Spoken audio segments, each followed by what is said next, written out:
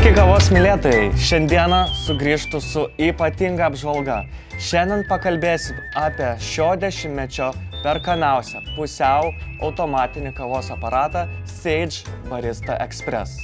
Bet prieš pradedant kviečiu jūs prenumeruoti mūsų puslapį, spaust širdelę, komentuot, klausimų ir atsidėkodami mes filmuosime dar daugiau apžvalgų.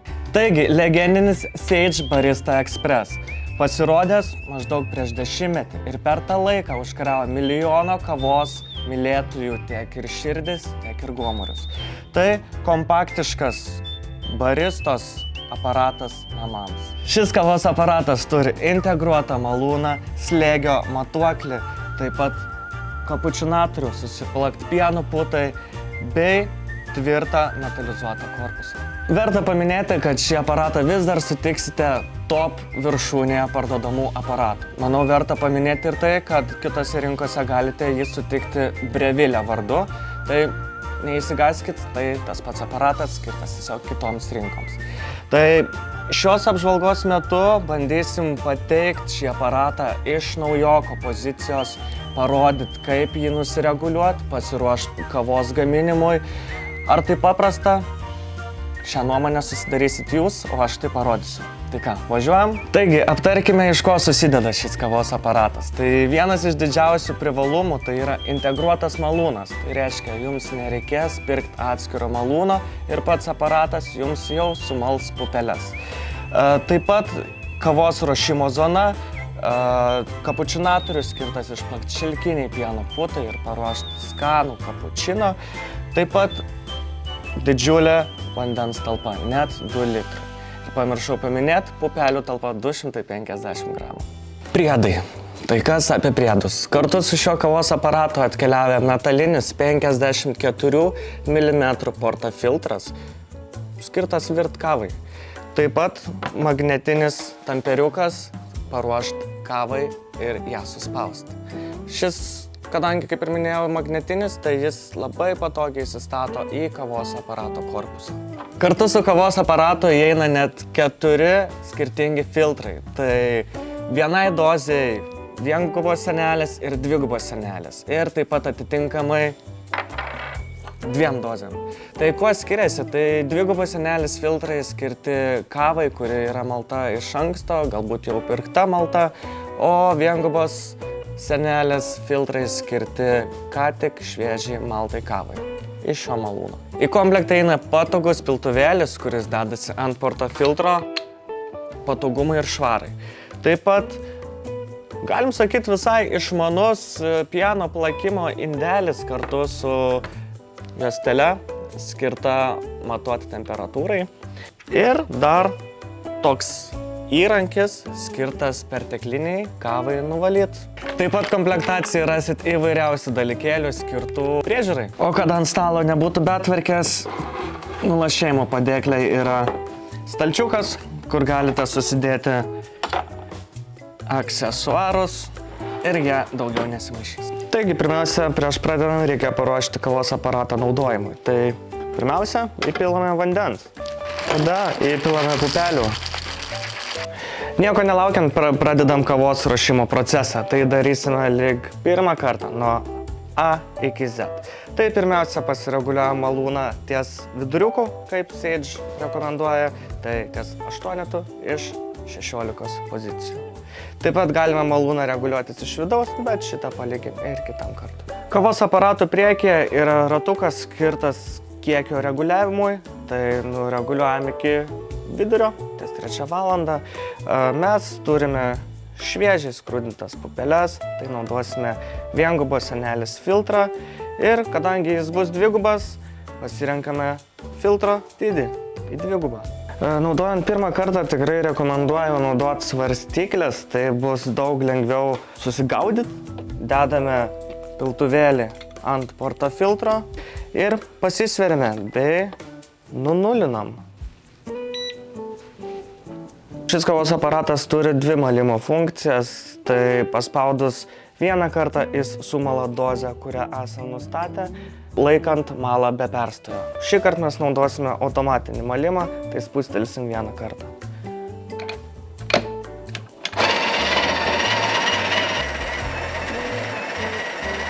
Taip, kava sumalta, tai nuimam portafiltrą su piltuvėliu ir dedam ant svarstyklių.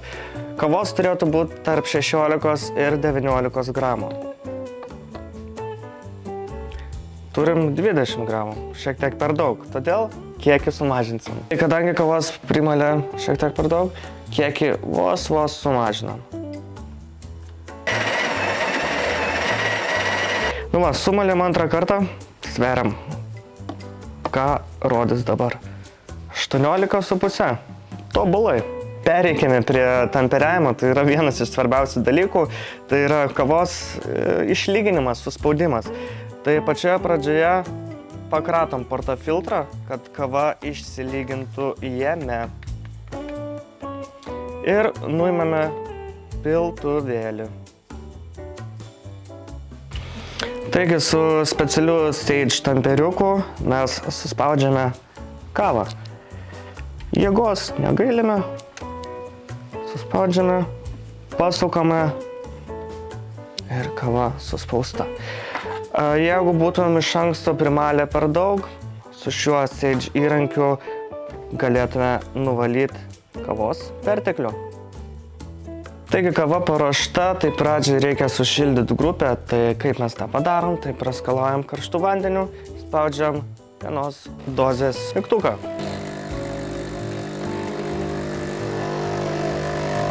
Manau, užteks ir dedame portafiltrą su paruošta kava ir stipriai užsukam. Uždėjus portafiltrą dedam svarstyklės po juo ir espreso stiklinaitę. Nunulinam. Tai tam, kad gautumėm gerą rezultatą, mūsų sumaltos kavos kiekį reikėtų dauginti iš 2, tai pas mus sumalta yra apie 18 gramų, tai mes grinai kavos išbėgusios turėtume gauti apie 36 gramus. Tai pažiūrim, ar gerai mes nusireguliavom. Tai kadangi naudojam dvigubos cetelę, tai mes ir spaudžiam 2 dozių mygtuką.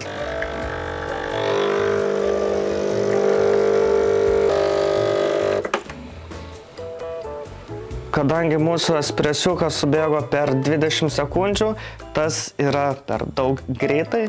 Ką darome? Smulkiname malimo rupumą. Kad gautumėm gerą rezultatą, mums reikia sumaltos kavos kiekį daugint iš 2. Taip sužinosim, koks kiekis turi gautis kavos. Tai mes sumalėm apie 18 gramų, tai turėtumėm kavos gauti apie 36 ml. Ir tai turėtų subėgti maždaug per 25-30 sekundžių. Tai pabandom pasidaryti.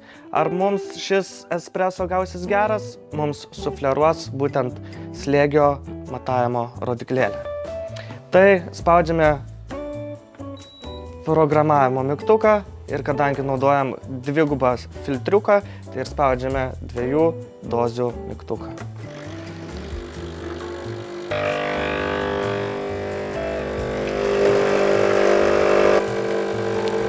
Subėgus tinkamam kiekiu sustabdom. Laikmatį sustabdžiau 2 sekundėm per vėlai, tai espresiukas subėgo per 30 sekundžių. Tai yra, galim sakyti, tobulas rezultatas. Na ir štai, valia, gavom tobulą espresiuką, tai paragaujam. Espreso gaminam iš mūsų Paralel 17 rūšinių pupelių mišinio iš Azijos. Viena iš mano mėgstamiausių kavų. Puikiai krema, geras skonio balansas. O kaip mums pavyko jį pasidaryti? Tai pirmu metu espresiukas subėgo per daug greitai. Tai ką tokiu atveju darėme? Mes ratuku pasmulkinome malimo rupumą ir jau ir slėgis, ir kiekis, ir laikas atitiko tobulumo kriterijus ir išgavome nerealų variantą. Pereikime prie pieno plakimo. Išmokus tai galėsit pasidaryti ir latte, ir cappuccino, ir latte macchiato. Iš pradžių tai gali pasirodyti sudėtinga, bet tai nėra taip sudėtinga, kaip atrodo. Tai pirmiausia, pieną pilame iki snapelio pradžios į pieno ąsotėlį. Atlenkiame kapučinatorių ir maždaug centimetrą įmerkiame į pieną. Atremiate piltuvėliu ir šiek tiek pakreipiam į dešinę. Pradedant plakt, atsukime rankenėlę ir kai nustos mirksėt lemputė, o jei mirksės maždaug 8 sekundės, garas pradės pūstis.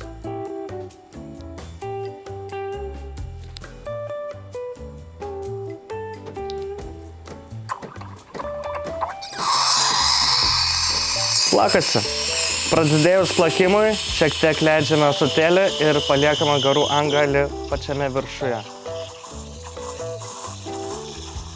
Pienas neturi cypti, kai jis necypia, vadinasi, jisai plakasi reikiamai. Ir kuo arčiau paviršiaus laikysime, tuo daugiau pieno putos mes galime pasigaminti. Šie pieno ąsotėliai specialiai padaryti, kad kai pajuntame, kad rankai jau karšta, tai pienas pasiekia 65 laipsnių temperatūrą. Tokiu atveju nustojame plakti.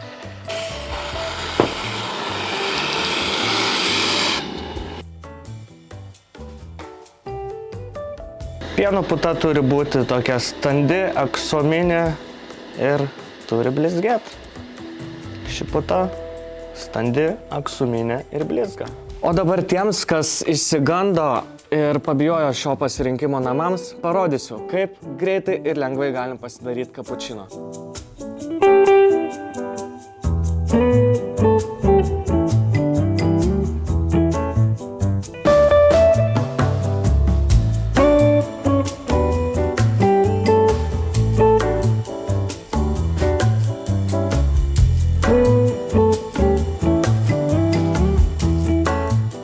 Taigi, kokios išvados? Iš pradžių gali tekti pasimokyti, bet įgūdus viskas gausis labai greitai, paprastai ir nerealiai skaniai.